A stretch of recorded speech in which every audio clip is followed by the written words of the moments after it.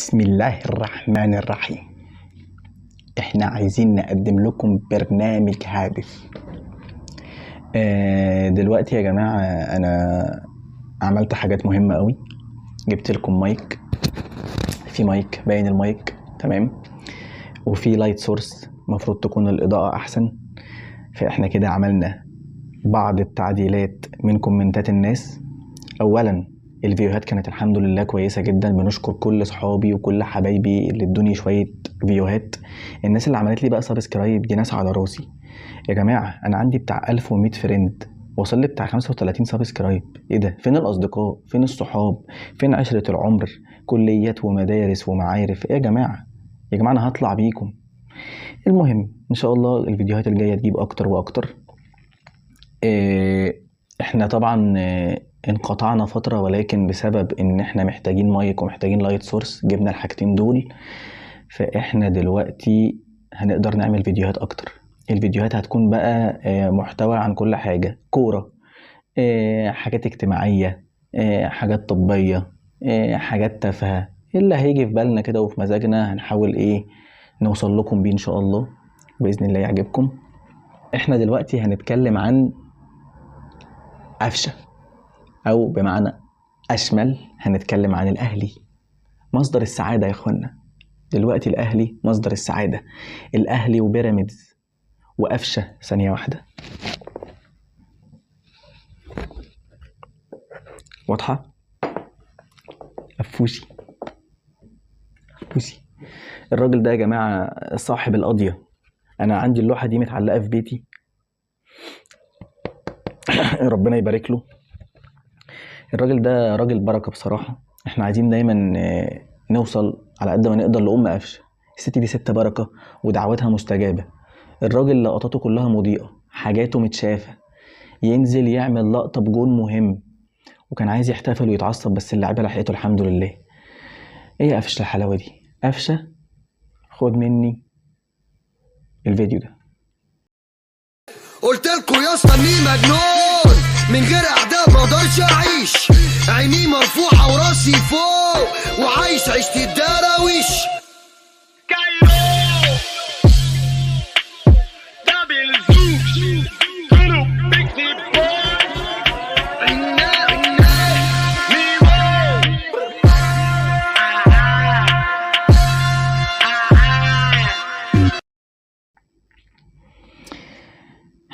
بصراحة قفشة مجنون، ما بيهزرش. ليه لقطات كده مجنونة تخليك ما تعرفش تكرهه.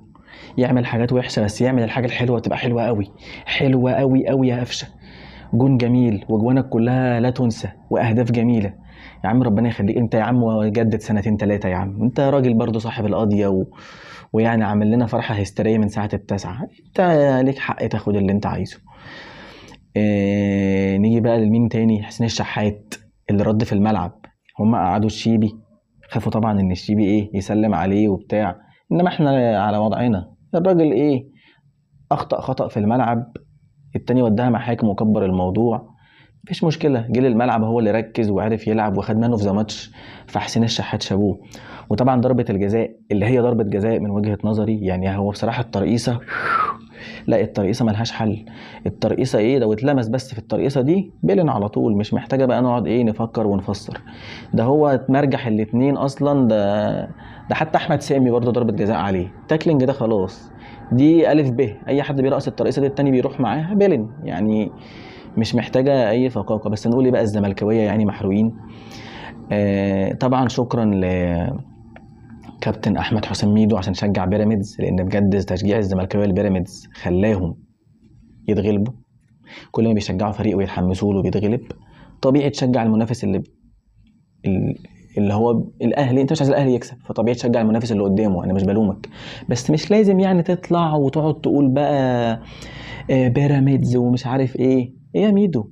يا ميدو بيراميدز اولي اولي اولي اولي بيراميدز. ينفع كده ميدو؟ ميدو اهو اتغلبوا يا ميدو. ينفع كده حبيبي؟ يلا مش مشكلة يا ميدو، يلا عقبال ما تشجع بقية الفرق عادي، مفيش مشكلة، انت متعود يا حبيبي. عايزين نشكر في الماتش دوت لعيبة مهمة قوي. كريم فؤاد كان راجل. طبعا حسين الشحات ملوش وصف. وسام اخيرا بقى عندنا مهاجم. امام عاشور محتاج شويه تركيز كتير، بقى له ماتشين اداؤه مش احسن حاجه. رامي ربيعه يعني ارحمنا شويه.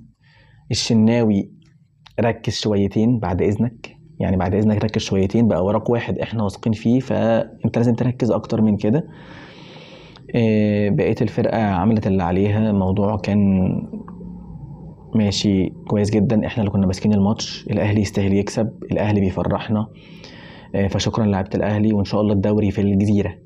تمام. بقى عندنا مايك، دي حاجه مهمه. الفتره الجايه ممكن يبقى في بودكاست مع ناس انتوا بتحبوهم، ناس ناس من حياتي عموما، انتوا يهمكم تسمعوا ارائهم، يهمكم تشوفوهم، اصحابهم وحبايبهم هيهمهم ده. فيبقى في بودكاست، في مسابقات، في شويه افكار كده كتير.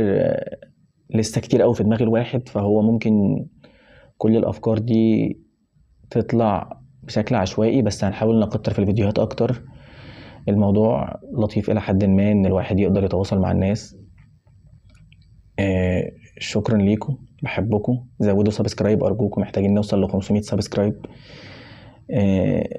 شكرا ليكم ولدعمكم، بحبكم كلكم على بعضكم. باي باي.